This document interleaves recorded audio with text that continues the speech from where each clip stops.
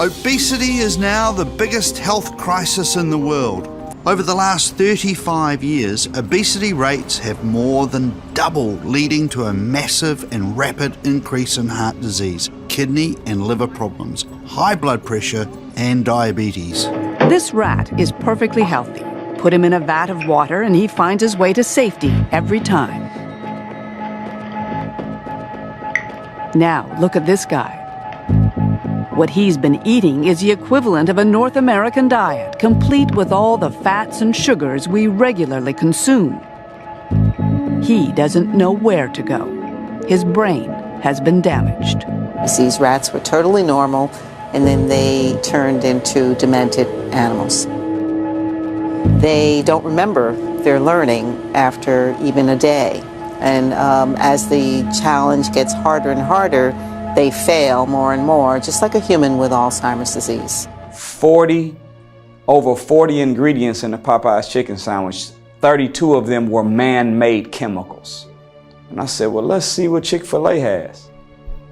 Over 50 chemicals in the chicken sandwich, over 40 of them were man-made chemicals. I said, so hell, this is a dope sandwich.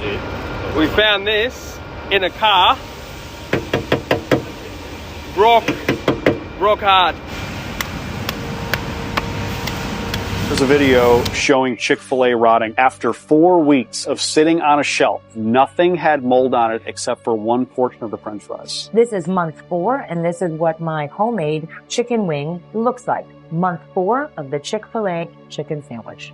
There is no mold on these chicken nuggets at month 4. Mold won't touch this. What do you think it's doing in your body? For decades, massive food conglomerates like Kraft and Kellogg's have made over $1 trillion through the manipulation of food science and food scientists, and ultimately, us. And their goal is much like big tobacco's, to do and say whatever they can to get people to buy their product over and over and over again until their product is no longer a want, but a need. Because they don't want you to know that they're drugging you.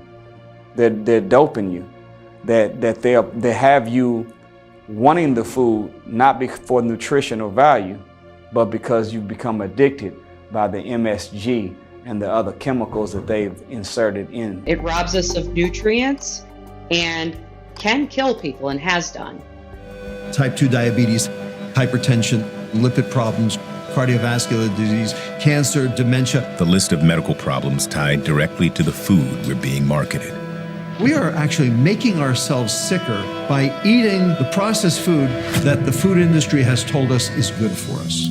Some food manufacturers are trying to pull out all the tricks, trying to convince people to buy highly processed and frankly unhealthy foods.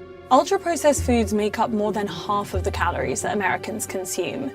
But they're actually quite dangerous for your health and potentially highly addictive. Class action lawsuits against food and beverage companies, they are hitting record highs year after year as consumer advocates, they fight back against these food labels we see every day and the ones that try to take advantage of the consumers. Buyer beware. With no standard definition, natural means whatever the seller wants it to mean.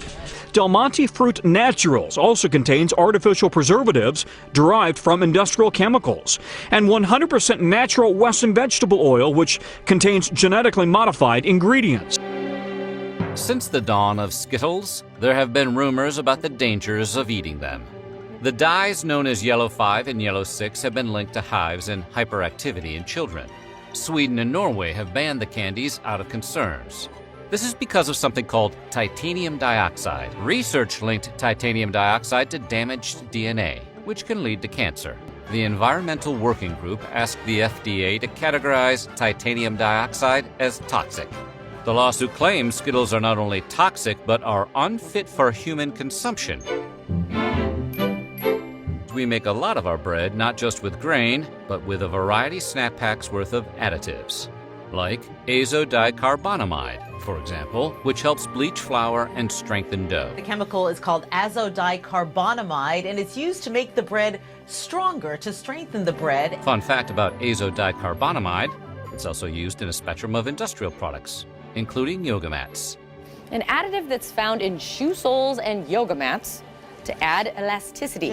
But in humans, the increased risk of cancer is, they use words like slight, they use words like negligible, so they don't seem, terribly worried about this, but the Center for Science and the Public Interest does say, let's get it out of breads. Why have it there? You don't need it, even if the increased cancer risk is negligible. What the hell? It's like, this is like such a no-brainer. Why? It's in a yoga mat to make it stretchy, and you're going to put it in something I eat. It's just crazy. Chris agrees. That's what a crazy thing, Elizabeth. Just crazy. I think what the FDA would say is, look, there's no proof that it does anything Great, bad. let them eat it. Right. Well, I'm sure they do, and I'm sure you and I do too. I know. Right. It makes it stretchy, and it's in yoga mats. I also think... But the risk is slight. I know, but Elizabeth probably has a point, and I think she would agree with me. That's half the stuff we eat, we don't even know what's in it. I know, but that's our problem. I think when you can catch it and improve it in the bread improvement process, how about just making bread? That'd be an improvement. Holy cow. Well, it turns out America adds a lot of chemicals during processing. Ractopamine in particular is used in many pig farms to raise porkier porkers. Ractopamine, which we put a dash of in a lot of foods, has been banned in 160 countries, which all consider the drug unsafe for human consumption. The EU hasn't touched the stuff since outlawing ractopamine in 2009.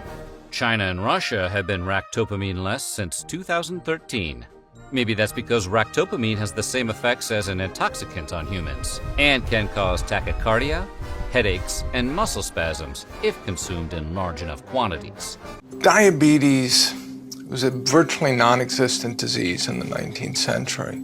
Even in the United States, the estimates of the percentage of the population that were diabetic was roughly, 1 in 10,000. Today, it's 1 in 11. It's increased 900% in the past 50 years. Obesity rates have increased about 250% since the early 1960s. In 1980, the diabetes epidemic started in earnest, and it continues through today. And it's all because of the change in our diet from real food to processed food, low-fat processed food, high-sugar processed food. That's the nugget of truth of the last 40 years.